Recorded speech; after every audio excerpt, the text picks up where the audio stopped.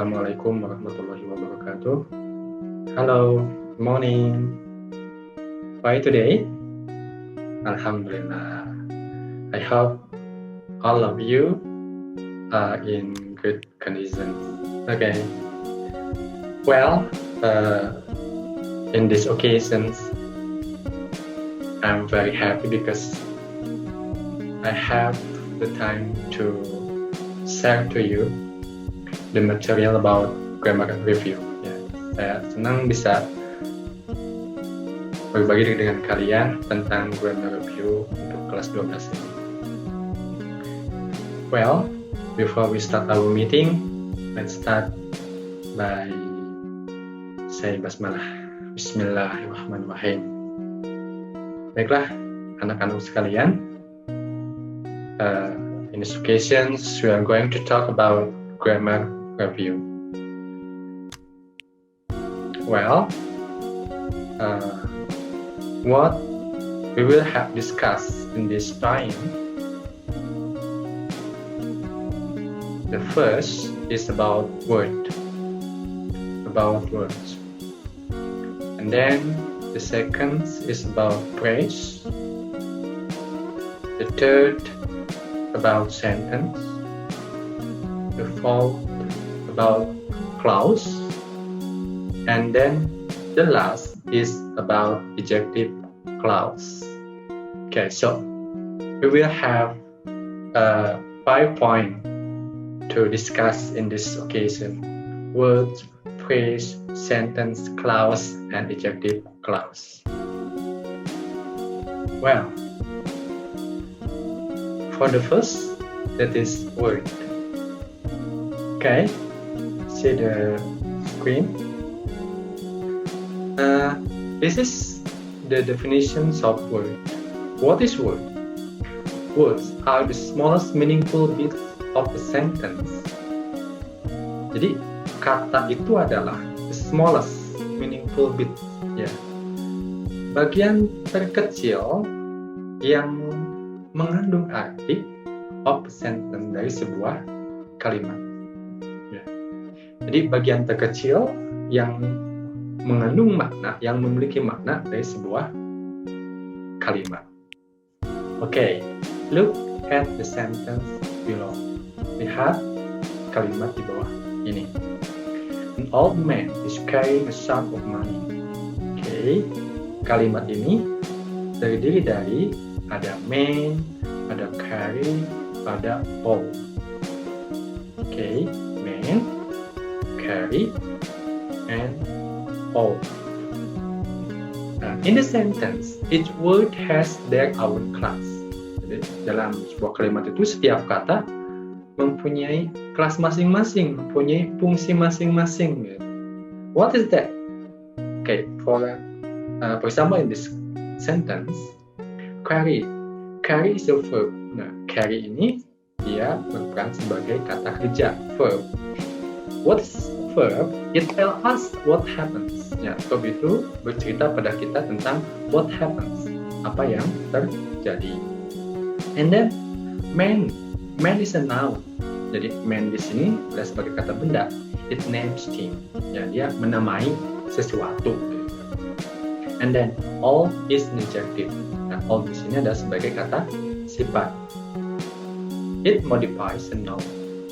Dia menjelaskan sebuah kata benda, menjelaskan si man, old man, laki-laki yang tua.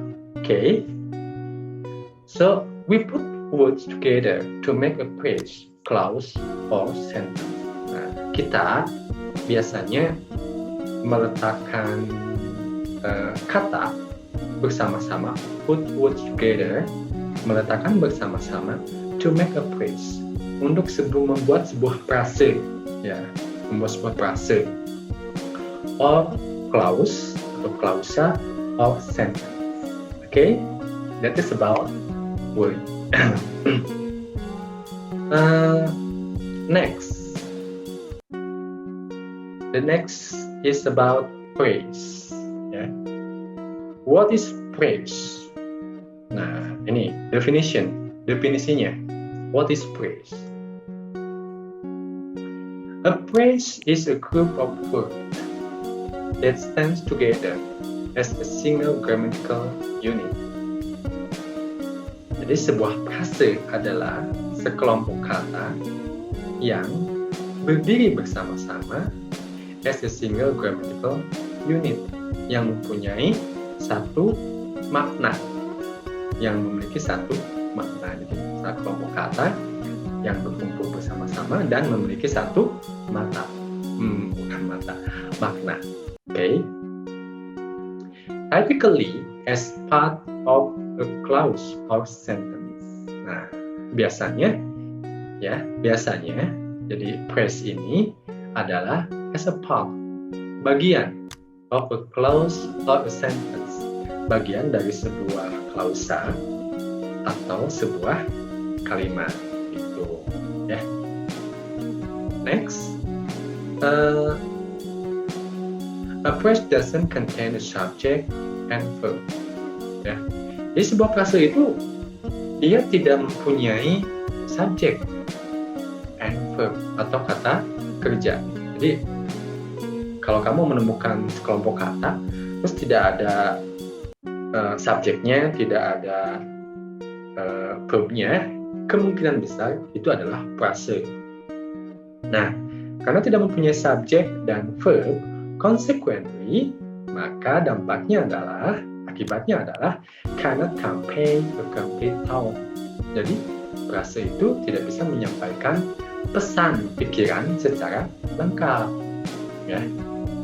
A phrase contrasts with a clause. Jadi, frase itu berbeda with a clause, dengan sebuah clause. A clause contains a subject and a verb. Di sebuah klausa itu mempunyai subjek dan verb. Sementara frase tidak. Nah, klausa itu it can convey a complete idea. Nah, klausa itu bisa menyampaikan ide secara lengkap, beda dengan frase. Ya, seperti itu. Okay, that's about definitions of phrase. Next. What is next? Okay. The next is about common types of phrase. Bentuk umum dari frase. Ya. Bentuk umum dari frase apa saja? The first is ejective phrase. Adalah ejective phrase. Contohnya di sini. Definition ini. An ejective phrase is a group of words headed by an ejective that modifies a noun. Jadi, ejective phrase adalah sekelompok kata headed by an ejective. Yang menjadi pokoknya adalah ejective that modifies a noun, yang menjelaskan sebuah kata benda. Nah, contohnya apa? Dexter had noticeably evil eyes. Dexter nampak memiliki evil eyes, mata yang jahat, ya. Kalau evil diartikan jahat, ya. So in here the adjective phrase that modifies Dexter. Jadi ini noticeably evil eyes ini adalah adjective phrase modifies Dexter, menjelaskan si Dexter ini, gitu ya. Seperti itu. Oke, jadi adjective phrase itu dia modifies noun, menjelaskan noun biasanya. Next, yang kedua adalah adverbial phrase. Apa itu? An adverbial phrase is a group of words that function as an adverb. Ya, adverbial phrase adalah sekelompok kata yang mempunyai fungsi as an adverb, sebagai kata keterangan. Jadi adverb itu adalah kata keterangan. Biasanya adverb itu menjelaskan kata kerja, gitu. Contoh di sini, he sings in a low register.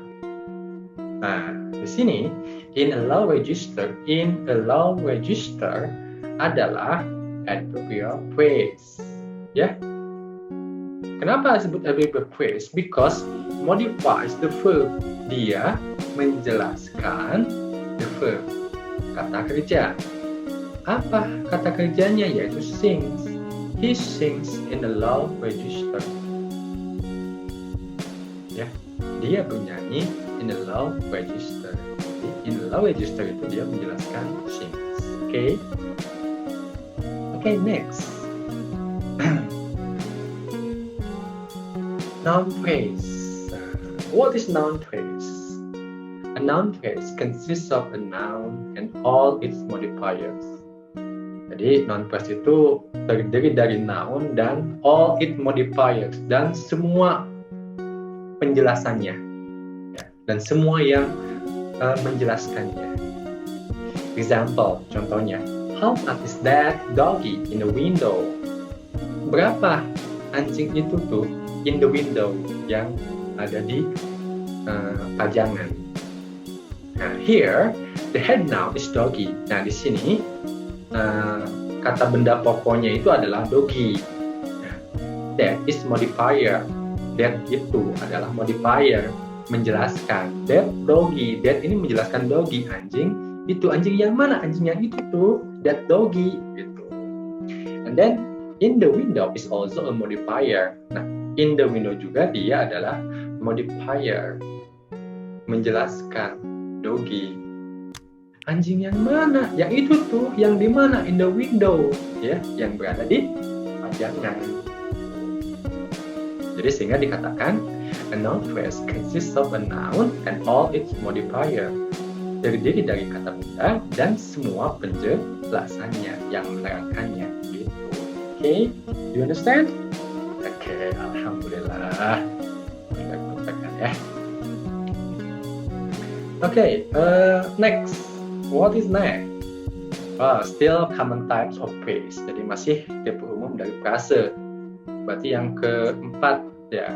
Tadi ada adjective phrase, ada adverbial phrase, ada noun phrase, dan yang keempat adalah prepositional phrase. What is prepositional phrase? It's a group of words that consists of a preposition. Ada sekelompok kata yang terdiri dari sebuah preposition. Its objects, which will be a noun or a pronoun. Jadi objeknya bisa sebuah kata benda atau sebuah kata ganti. And any word that modify the object, dan semua kata yang menjelaskan objek tersebut. Contohnya, example, I live near the beach. Saya tinggal di dekat pantai. Nah, near the beach ini adalah prepositional phrase. Near the beach. Jadi, as in the case here, a prepositional phrase can stand alone as a single unit within a sentence. Nah, di sini tuh prepositional phrase dia bisa berdiri sendiri sebagai sebuah unit dalam sebuah kalimat. Nah, here, dalam kalimat ini, prepositional phrase-nya adalah an adverb of place. Adalah sebuah kata keterangan tempat. Near the beach. Ya, di dekat pantai. Okay? That's about prepositional phrase. Next. Nah, ini yang terakhir kayaknya. Yang terakhir tentang common type of phrase, yaitu gerund phrase. The gerund phrase is a phrase that consists of a gerund. Nah, jadi gerund phrase adalah frase yang terdiri dari sebuah gerund. Its object, objeknya, and any modifier, dan semua penjelasannya. Example, moving quickly but still healthy is the key of survival. Bergerak dengan cepat tetapi tetap menjaga keselamatan is the key to survival. Adalah kunci untuk bisa bertahan. Ya. Gitu ya, ini contohnya. Jadi, kenapa disebut gerund phrase? Karena ada kata moving. Gerund itu adalah kata kerja tambah ing, ya, gerund itu. Jadi move tambah ing menjadi moving gitu. Ini kan moving, misalnya move tambah ing, moving. Moving quickly, bergerak dengan cepat. Nah, ini menjadi gerund phrase. Nah, but still heavy is the key of the survival. Nah, ini adalah modifiers-nya, ya. Itu modifiers-nya. Oke. Next. The next is about sentence. Tadi kita udah bahas word and then phrase, yang kemudian sekarang adalah sentence. Okay, definition. What is sentence? A sentence is a set of words. Jadi sebuah kalimat adalah satu set kata-kata that is complete in itself, yang lengkap. Sebuah satu set kata-kata yang lengkap maknanya. Typically containing subject and predicate. Ya, biasanya terdiri dari subjek dan predikat. Conveying a statement, menyampaikan pesan, question, pertanyaan, exclamation, ungkapan perasaan, or command atau perintah. And consisting of the main clause, dan biasanya terdiri dari main clause, and sometimes one or more subordinate clause, dan kadang-kadang ditambah dengan satu atau lebih subordinate clause. Gitu. Ini definisi dari Oxford Dictionary, ya. Lanjut, itu definisi sentence. 4 types of sentence. Jadi ada 4 tipe kalimat. What's that? The first is declarative sentence. What is declarative sentence? The declarative sentence states a fact. Kalimat deklaratif itu adalah states a fact, menyatakan sebuah fakta. Contohnya di sini nih. Ini contoh kata-kata atau kalimat dari seorang politisi yang bernama Thomas Pidgeot. He has every attribute of a dog except loyalty. Dia itu mempunyai atau memiliki setiap ciri dari seekor except loyalty, kecuali loyalitas. Yaitu kalau kata kasar gini, dia itu kayak anjing, kecuali satu yang tidak dimiliki, yaitu loyalitas gitu. Karena kan anjing itu dikenal hewan yang mempunyai kesetiaan. Nah dia tuh kayak anjing, cuman nggak setia gitu. Jelek banget katanya, penghinaan biasanya. Okay, next. Imperative sentence. What is imperative sentence? An imperative sentence is a command or applied phrase. Jadi adalah kalimat perintah atau applied phrase atau permintaan yang lembut. Jadi perintah atau permintaan yang lembut itu imperative sentence. Contohnya, for example, when a dog runs at you, ketika seekor anjing runs at you, berlari ke arah kamu, whistle for him. Maka kamu harus kalau whistle itu kan meniup fluid ya, whistle for him, tiuplah fluid untuknya, atau bisa jadi juga berteriaklah gitu kan. Jadi kalau ada bahaya ke arahmu, mendekatimu, maka kamu jangan diam gitu, jangan diam. Artinya ini perintah juga permintaan yang sopan, imperative sentence. And then yang ketiga, masih 4 types of sentence. Yang ketiga adalah interrogative sentence. And interrogative sentence asks a question.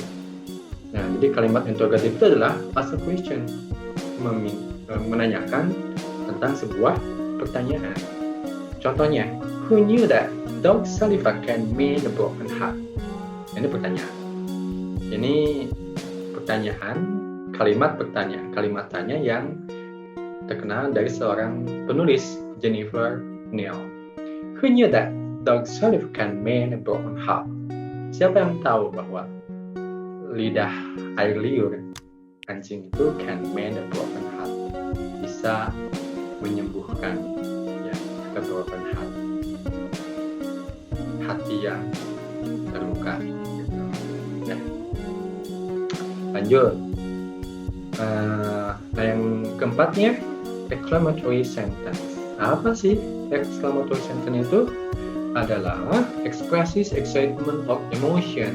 Jadi, kalimat exclamatory itu adalah kalimat yang mengungkapkan excitement or emotion. Jadi kebahagiaan, ketertarikan, rasa emosi yang menggebu-gebu.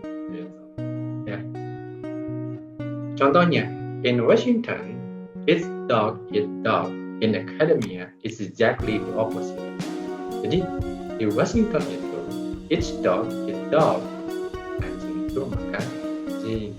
In academia, it's exactly the opposite. Nah, sedangkan di academia, exactly itu sebenarnya adalah the opposite. Bertentangan. Ini kata-kata dari seorang politisi yang bernama Robert Wage. Okay, that's about exclamatory sentence. Next, what's that? Nah ini tentang the subject could be implied.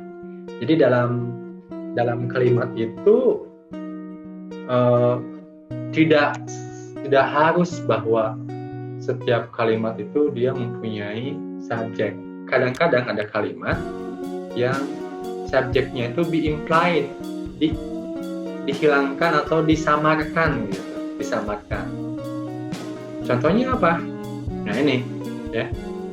In interrogative sentence, an order or an interrogative sentence question. Jadi dalam kalimat perintah atau kalimat pertanyaan, the subject or verb is often implied.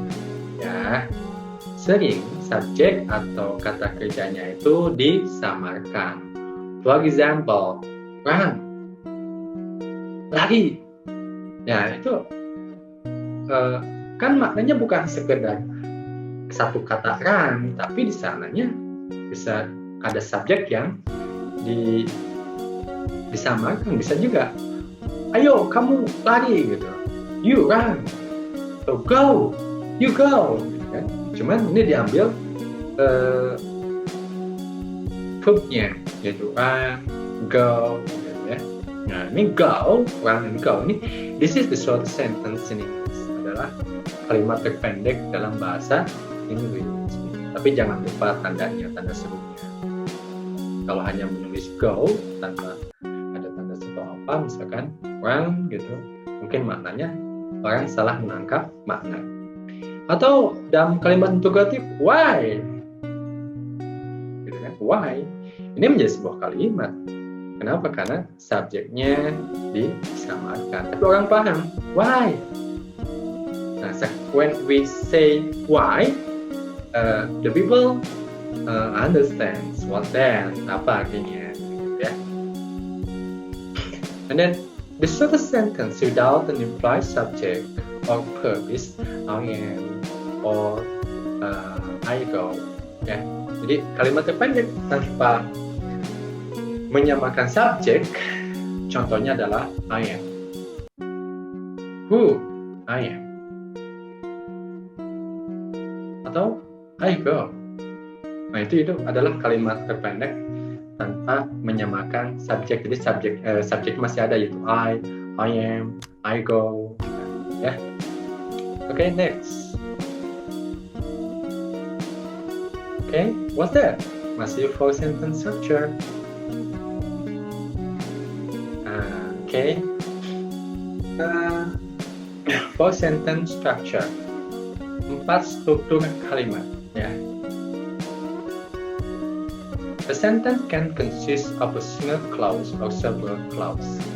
Jadi kalimat itu bisa terdiri dari satu klausa or several clause atau beberapa klausa.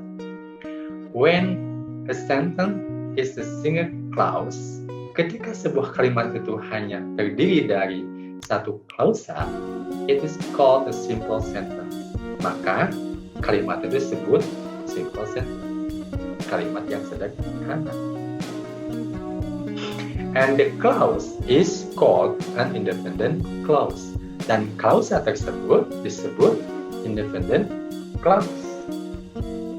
The sentence must contain at least one independent clause. Dan kalimat itu, dan sebuah kalimat itu harus terdiri minimal satu independent clause yang menjadi pokok pesan yang mau disampaikan gitu ya. Sementara klausa yang lainnya, yaitu dependent clause, dia adalah modifiers dari klausa yang pokok gitu. Okay, below are the 4 types of sentence structure. Oke, di bawah ini adalah 4 tipe dari struktur kalimat. Yang pertama adalah complex sentence, kalimat yang kompleks.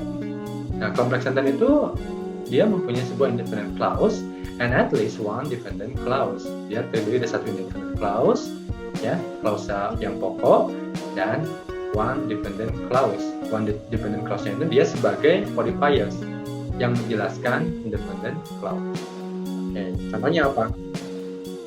Diplomacy is the art of saying nice story until you can find a wrong. Ya.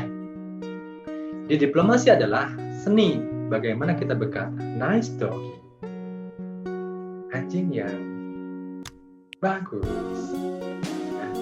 Yang hebat. Until you can find a wrong. Nah, sampai kamu menemukan batu.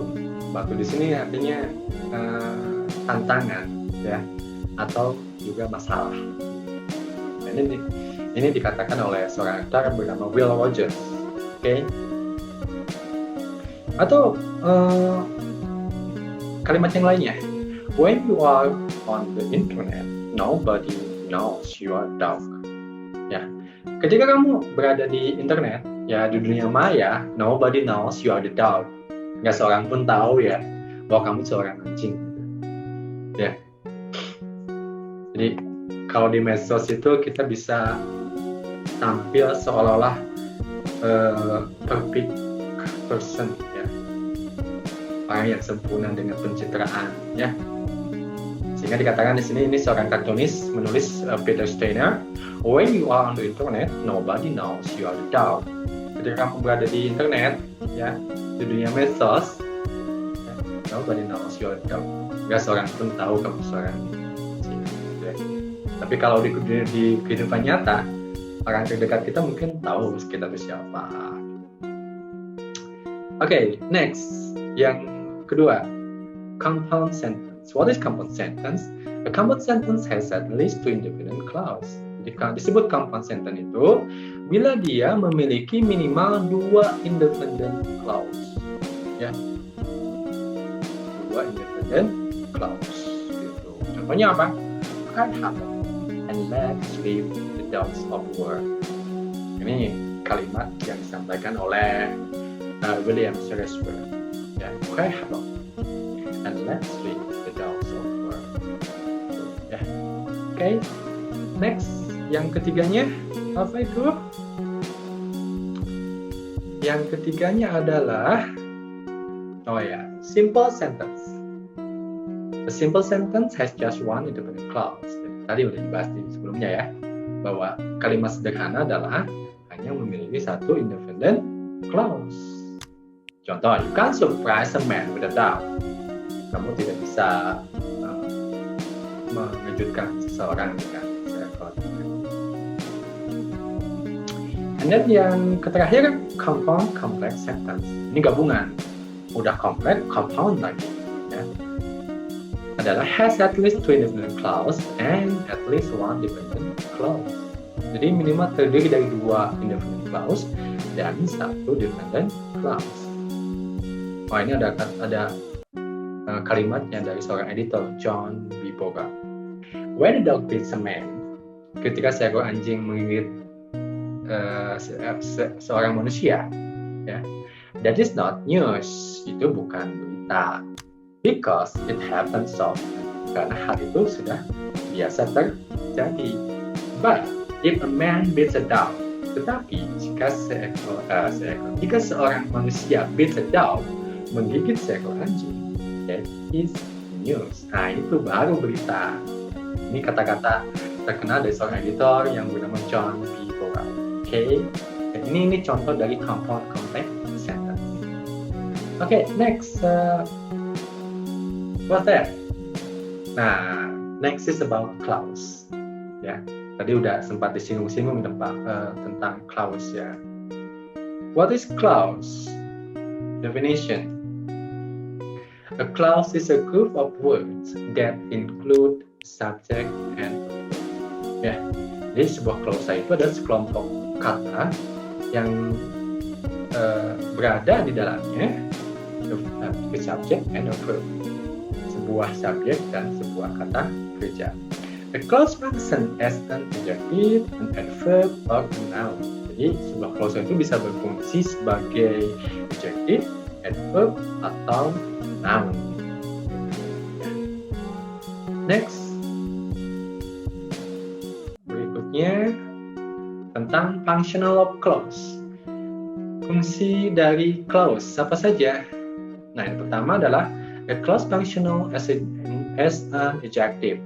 Contohnya, my friend who has autism is brilliant at quizzes. Temanku yang autis, who has autism, ya, yang autis, is brilliant at quizzes. Sangat cerdas dalam mengerjakan quiz. Groups in an adjective, ya, faktanya kalau dibuat dalam sebuah kata sifat gitu ya. My autistic friend is brilliant at quizzes. Ini bisa bermakna kata sifat brilliant at quizzes. Oke. Itu pertama adalah sebagai adjective. Yang kedua, a clause functioning as a noun, sebagai kata benda. Contohnya, I can't remember what happening last night. Aku nggak ingat what happening last night. Apa yang terjadi tadi malam. Nah, oops is a noun. Faktanya, dia ingin menyatakan sebuah kata benda. Apa itu? I can't remember a thing. Aku nggak bisa mengingat apapun. I can't remember a thing. Aku nggak bisa mengingat apapun. Kenapa sebut noun? Karena thing itu adalah benda, suatu hal. Oke, next. A clause functioning as an adverb, fungsi juga sebagai adverb, kata keterangan. Ya, contohnya, he put on weight when he stopped running. Dia put on weight, bertambah berat badannya when he stopped running, ketika dia berhenti berlari, berhenti jogging. Ya, groups in an adverb, ya, faktanya kalau dia menjadi seorang adverb adalah he put on weight quickly. Dia bertambah berat badan dengan cepat. Kenapa bertambah berat badan dengan cepat? Because he stopped running, karena dia berhenti jogging. Ya, oke. Next, what that? Yang berikutnya adalah ini, the difference between clause and phrase. Nah, perbedaan antara klausa dan phrase. Apa bedanya clause dan phrase? A clause contrasts with a phrase. Jadi clause itu berbeda dengan phrase. Phrase itu which doesn't contain a subject and verb. Frase itu tidak mempunyai subjek dan verb. The distinction between a clause and a phrase is clear when you see them side by side. Nah, perbedaan antara clause dan frase itu akan sangat jelas ya ketika kamu melihat kalimat di bawah ini. Contoh nih, Anna sings when she wakes up. Anna bernyanyi ketika she wakes up, dia bangun. This is a clause. It has a subject, yaitu she, and a verb, itu wakes up. Ini klausa. She wakes up. Nah, ini adalah sebuah klausa. Kenapa? Karena dia mempunyai subjek dan mempunyai verb. Beda dengan kalimat berikutnya. Anna sings in the morning. Nah, in the morning ini dia bukan klausa. Kenapa? Ya, because this is phrase. There is no subject and no verb. Di sini nggak ada subjeknya. Di sini juga tidak ada verbnya. Itulah kenapa dia disebut frase. Ya. Dan frasenya disebut adverbial phrase. Yang keempat, easy examples of clause, ya, contoh sederhana dari clause, ya, contoh sederhana dari clause. Oke, yang kelima, how are clause used in sentence? Nah, dalam kalimat klausa itu dia bisa digunakan yang pertama sebagai noun clause, yang kedua sebagai adjective clause, yang ketiga sebagai adverbial clause. Okay. Dan in this occasion, I like to focus on adjective clause. Ya, kan fokus adjective adjective clause. Yang lainnya kalian bisa baca sendiri ya. Oke. Nah, ini kita akan membahas tentang adjective clause. Apa sih adjective clause itu? Okay. Adjective clause is multi-word adjective that include a subject and a verb. Adjective adalah banyak kata sifat yang meliputi subjek dan verb. When we think of an adjective, ketika berpikir tentang sebuah kata sifat, we usually think about a single word. Nah, biasanya kita berpikir tentang a single word, kata yang a single word, satu kata, used before a noun, yang digunakan atau yang dipakai sebelum kata benda. To modify its meaning, untuk menjelaskan maknanya. Contohnya example, tall building. Nah, tall ini adalah kata sifat. Ya. Tall ini kata sifat, dia menjelaskan building, tall building, gedung yang tinggi. Atau smelly cat. Ya, smelly itu bau ya. Cat, kucing. Jadi kucing yang bau. Smelly menjelaskan cat. Atau argumentative assistant, pembantu yang argumentatif. Ya, assistant, argumentative assistant yang argumentatif. Jadi argumentatif ini adalah menjelaskan assistant. However, akan tetapi, an adjective can also come in the form of an adjective clause. Ya. Adjective juga dapat berbentuk sebuah adjective clause. An adjective clause usually comes after the noun. Ya. Dan adjective clause itu biasanya muncul setelah noun. It modifies and is made up of several words. Nah, dia menjelaskan dan dibentuk dari beberapa kata, which, like all clauses, will include a subject and a verb. Nah, yang terdiri dari subjek dan kata kerja. Gitu. Oke, lanjut. Nah, and then the component of adjective clause. What is the component? Apa sih komponen dari adjective clause? An adjective clause, ya, orang biasa juga menyebutnya relative clause, will have the following three traits. Ya. Biasanya mempunyai 3 karakter, 3 ciri. Ya. Trait 1, karakter pertama. It will start with a relative pronoun. Adjective clause itu biasanya dimulai dengan relative pronoun. Relative pronounnya apa saja? Who, whom, whose, that, or which. Who biasanya digunakan untuk orang, dia berfungsi sebagai subjek. Whom untuk orang, dia objek. Whose untuk orang, kepemilikan. That biasa untuk orang atau benda. Which khusus untuk orang. Ya, atau relative adverb. Contohnya when, where, or why. This links it to the noun it is modifying. Nah, relative pronoun ini sama relative adverb ini dia menghubungkan, ya, mengkonekkan it to the noun it is modifying, kepada kata benda yang dijelaskan. Jadi fungsi dari whom itu adalah menghubungkan antara klausa setelah relative pronoun atau adverb itu dengan kata benda sebelumnya. Ya. Oke.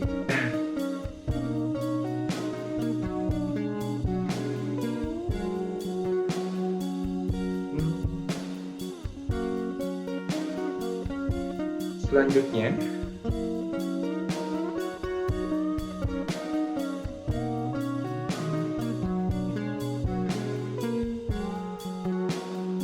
nah ini examples of adjective clause. Contoh dari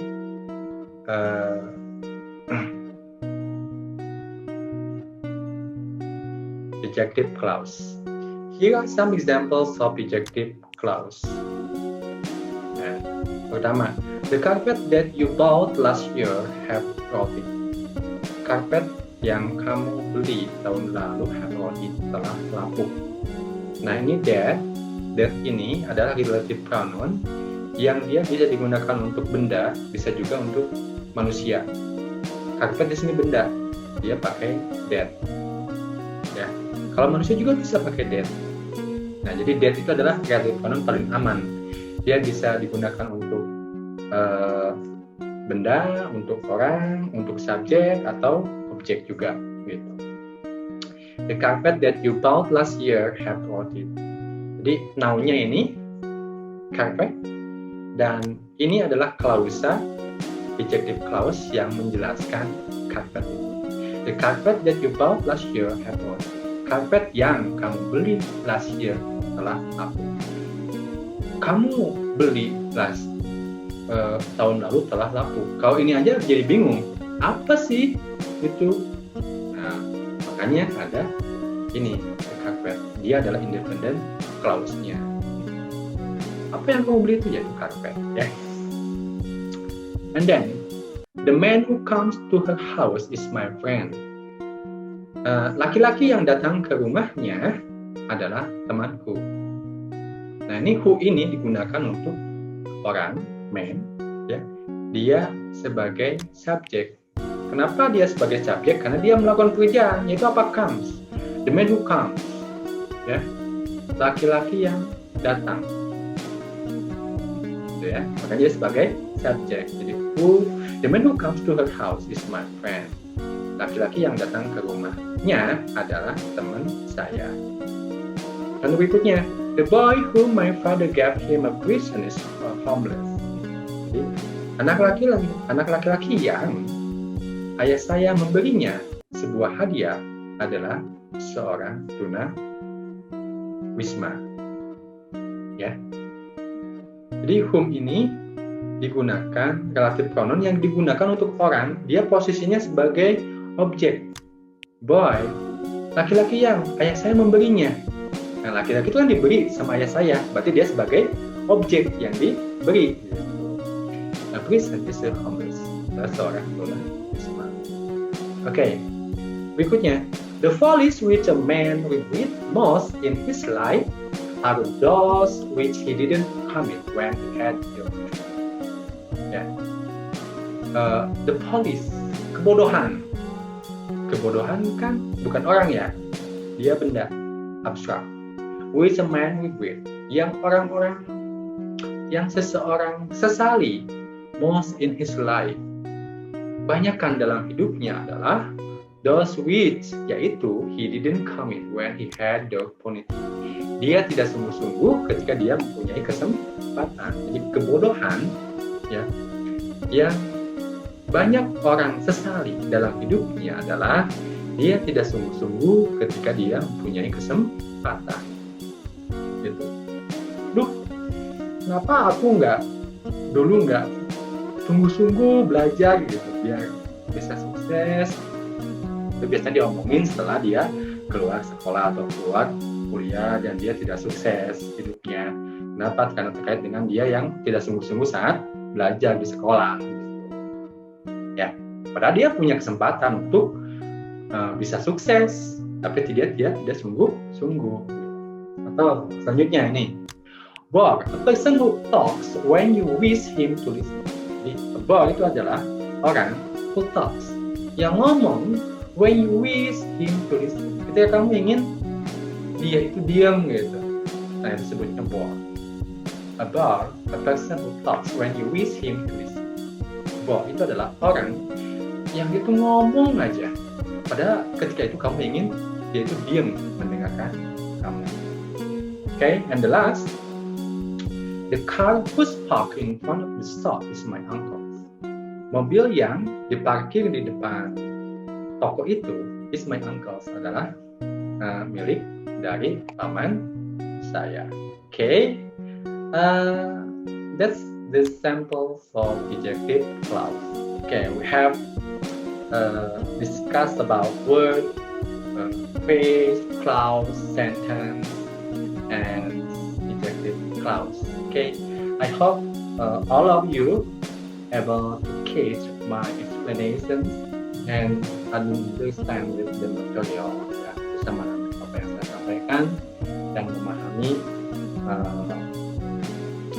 materinya, ya, dan it can improve your comprehensions about English. Bisa menambah wawasan kamu tentang bahasa Inggris, especially in grammar context, dalam konteks grammar, about the material, tentang materi tersebut. Well, I think it's enough our meeting for today. Thank you for your time. Thank you for your attention. Okay. Let's say Hamdalah. Ya. Alhamdulillahirabbil alamin. Okay.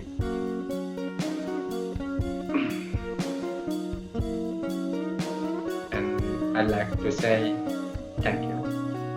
Tetap semangat, tetap jaga kesehatan. Sampai ketemu di lain waktu. Assalamualaikum warahmatullahi wabarakatuh.